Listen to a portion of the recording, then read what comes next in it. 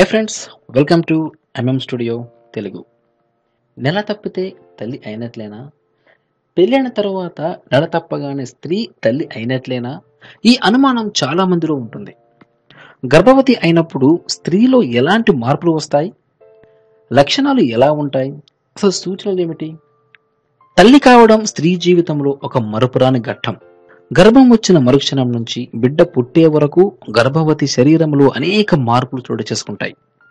ఓ ప్రాణిని ఈ భూమి మీదకు తెచ్చే తల్లి అందుకు మానసికంగా, శారీరకంగా సంసిద్ధం కావాలి. గర్భవతి అయిన ప్రతి స్త్రీలోనూ వచ్చే శారీరక, మానసిక మార్పులు అందరిలోనూ ఒకేలా ఉంటాయని చెప్పలేము. ఒక స్త్రీకి వేరువేరు కాన్పుల్లో ఈ మార్పులు వేరువేరుగా కూడా ఉంటాయి. అయితే తొలి సూచనలు ఏమిటి? తాను గర్భం ధరించినట్లు ఓ మహిళకు ఎలా తెలుస్తుంది? బహిష్టు ఆగిపోవడం అంటే నెల తప్పడం ద్వారా తల్లి అయినట్లుగా తాను గుర్తిస్తుంది.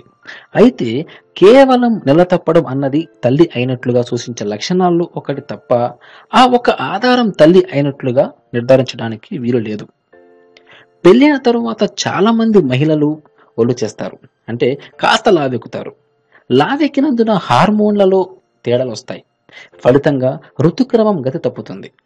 అంతవరకు నెలసరి సక్రమంగా ఉన్న యువతికి హార్మోన్ల కారణంగా క్రమం తప్పుతుంది. దీంతో చాలా మంది తల్లి అయినట్లుగా భ్రమపడే అవకాశాలు కూడా ఎక్కువ. మరికొందరికి ఋతుక్రమం ఎప్పుడూ సమయానికి రాదు. ఇలాంటి వారు వెంటనే ఒక నిర్ణయానికి రాకూడదు.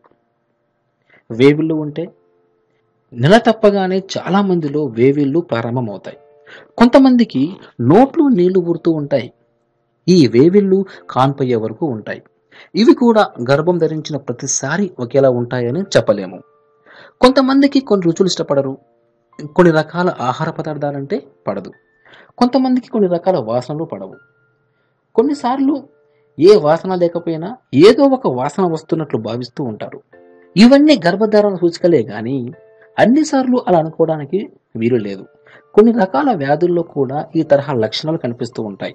మూత్ర సంబంధిత వ్యాధుల్లోనూ ఎసిడిటీ, పిత్తాశయంలో రాళ్ళు, కామెర్లు, అతిసార వ్యాధి ఉన్నప్పుడు కూడా వికారంగా ఉండటం వల్ల వాంతులు రావచ్చు.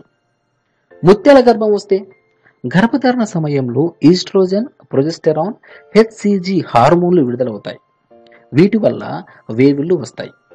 శరీర తత్వాలు, గర్భధారణ పరిస్థితులను బట్టి ఇవి ఎక్కువ రోజులు కానీ తక్కువ రోజులు కానీ ఉండవచ్చు. గర్భం ఒక్కోసారి గర్భసంచులు కాకుండా ఫులోపియన్ గొట్టాల్లో వస్తుంది.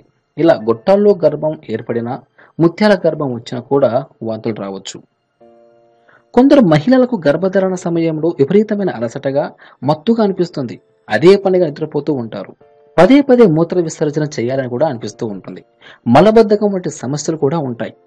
గర్భసంచి పరిమాణం పెరుగుతుంది, అంటే పొట్ట కొద్దిగా ముందుకు వస్తుంది.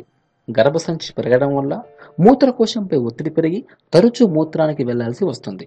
ఇక పేగుల్లో కదలికలు తగ్గి మలబద్ధకం కూడా ఏర్పడుతుంది. శారీరక మార్పులు ఎలా ఉంటాయి? నెలసరులు ముందు వచ్చే శారీరక మార్పులు అంటే ఛాతి బరువుగా అనిపించడం, రొమ్ములు గట్టిగా ఉండటం, నొక్కితే నొప్పిగా అనిపించడం, సైజు పెరగడం వంటి లక్షణాలు గర్భధారణ సమయంలోనూ కనిపిస్తాయి. నెలసరి కాగానే ఆ మార్పులు మాయమైపోతాయి. కానీ గర్భధారణ సమయం అప్పుడు, అంటే గర్భధారణ జరిగినప్పుడు ఈ మార్పులు అలానే కొనసాగుతాయి. వీటితో పాటు గర్భసంచి పెరుగుతుంది. గర్భాశయ ముఖద్వారం రంగు కూడా మారుతూ ఉంటుంది. మూత్ర పరీక్ష ముఖ్యం. గర్భధారణ జరిగినప్పుడు శారీరకంగా వచ్చే మార్పుల వల్ల కొంతవరకు తల్లి అయిన విషయం తెలుస్తుంది. అయితే ఈ విషయాన్ని నిర్ధారించుకోవడానికి కొన్ని పరీక్షలు ఉన్నాయి. వీటిలో ముఖ్యమైనది మూత్ర పరీక్ష. ప్రెగ్నెన్సీ టెస్ట్ కిట్స్ పేరుతో మార్కెట్లో ఈ పరీక్ష పరికరాలు దొరుకుతూ ఉంటాయి. దీని సాయంతో గర్భధారణ జరిగినది లేనిది స్వయంగా తెలుసుకోవచ్చు. అది ఎలాగంటే, 1 గంట పాటు మూత్రాన్ని ఆపి తరువాత ఒక సీసాలోకి పట్టాలి. ఇంక్ పిల్లర్ సాయంతో 3 చుక్కల మూత్రాన్ని కిట్లోని గుండ్రంగా ఉన్న ఖాళీలో వదలాలి. మూత్రం రెండో వైపునున్న ఖాళీలోకి వస్తుంది. అక్కడ 2 గీతలు వచ్చినట్లయితే గర్భం వచ్చినట్లు లెక్క. స్ట్రిప్ పద్ధతిలో కూడా చెక్ చేసుకోవచ్చు. ఇందులో కూడా మూత్రంలో స్ట్రిప్ను ఉంచినట్లయితే స్ట్రిప్ పైన గీతలు వస్తాయి. గీతలు వస్తే గర్భం వచ్చినట్లు, లేకపోతే లేనట్లు లెక్క.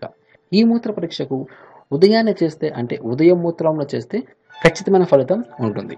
ఇంకో విధంగా ఎలా తెలుసుకోవచ్చు అంటే, అల్ట్రాసౌండ్ పరీక్ష తప్పనిసరి. మూత్ర పరీక్ష పాజిటివ్ వచ్చినప్పుడు గర్భం వచ్చినట్లు భావించడం కరెక్టే, కానీ గర్భం ఫులోపియన్ గొట్టాల్లో కానీ ముత్యాల గర్భం కానీ రాలేదని నిర్ధారించుకోవడానికి ముఖ్యం.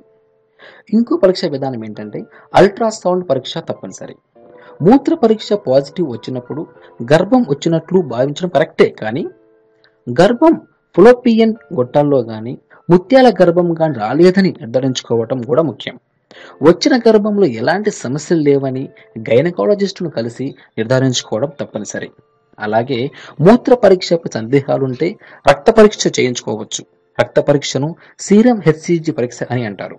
రక్తంలో 6500 ఇంటర్నేషనల్ యూనిట్ల హెచ్సిజి ఉన్నట్లయితే గర్భవతి అయినట్లే. ముత్యాల గర్భం వచ్చినప్పుడు హెచ్సిజి 2 లక్షల యూనిట్ల వరకు కనిపిస్తుంది, కానీ అది అరుదు. అందువల్ల రక్త పరీక్ష 100% ఆధారపడదగిన పరీక్ష. ఈ 2 పరీక్షల తరువాత మరో గర్భ నిర్ధారణ పరీక్ష అల్ట్రాసౌండ్ చేసేదే. గర్భం ధరించినట్లుగా అనుమానం వచ్చిన 6 వారాలకు ఈ పరీక్ష చేయించుకోవటం మంచిది. ఏవైనా లోపాలుంటే వెంటనే తగిన జాగ్రత్త తీసుకోవడానికి వీలవుతుంది. కాన్పు తేదీని కూడా తెలుసుకోవచ్చు. ఓకే ఫ్రెండ్స్, ఈ వీడియో మీరు వచ్చినట్లయితే షేర్ చేయండి. 10 మందికి ఉపయోగపడే విధంగా ఉంటే దయచేసి షేర్ చేయండి. అదేవిధంగా మరిన్ని ఇంట్రెస్టింగ్ వీడియోస్ కోసం మా ఛానల్ని సబ్స్క్రైబ్ చేయండి. Thank you for watching.